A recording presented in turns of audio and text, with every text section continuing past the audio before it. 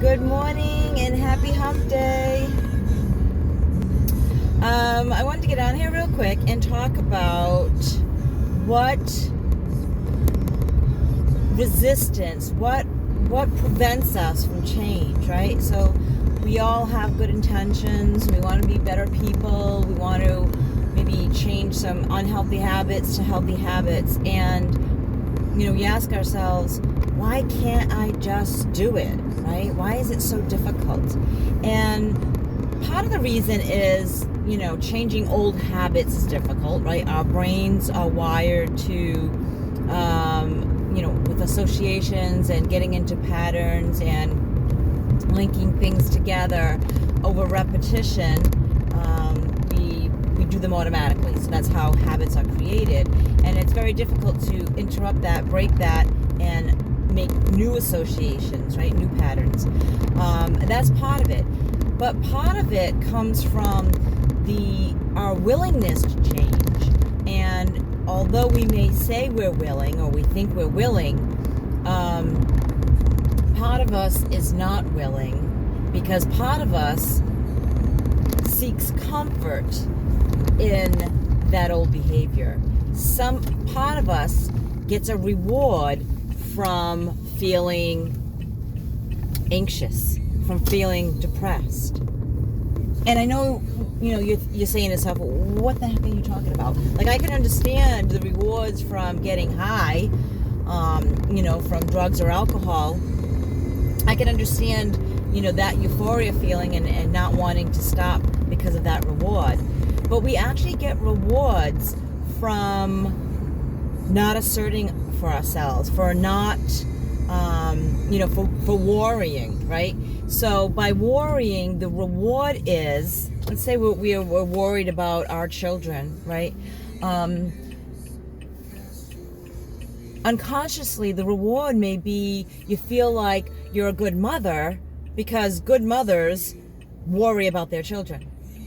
By worrying about your children, maybe your decisions are more, more restricted, more, safer, right? You're making safer decisions. You're keeping them safer by worrying, right? You're not acting impulsively. By worrying, maybe, that's a way of showing your affection. That the fact that you worry about them shows that you care, right? That you love them. The more you worry, the more you love them. And first of all, these beliefs that we have are incorrect, right? So we don't love our children more just because we worry about them, right? That's not a good gauge of how much someone loves or not loves by the extent of their worry.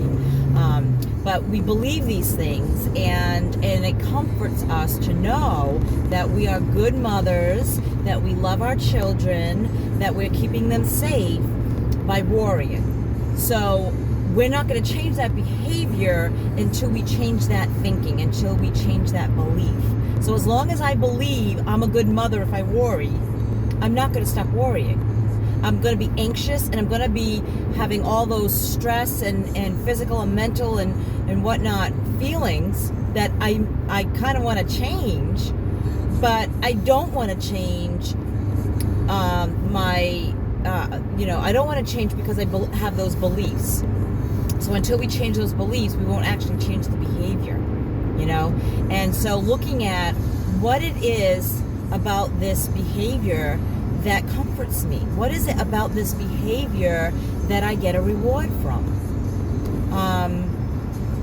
So isolating and being depressed. Well, what is some of the rewards you may get from being depressed, right?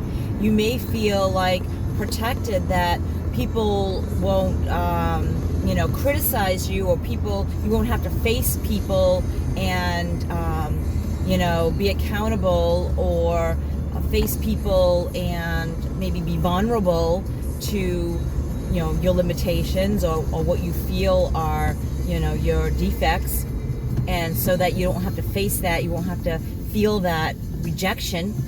And so you stay isolated. You don't socialize with people because, you know, you can't get hurt if you're not engaging with other people. Other people can't hurt you.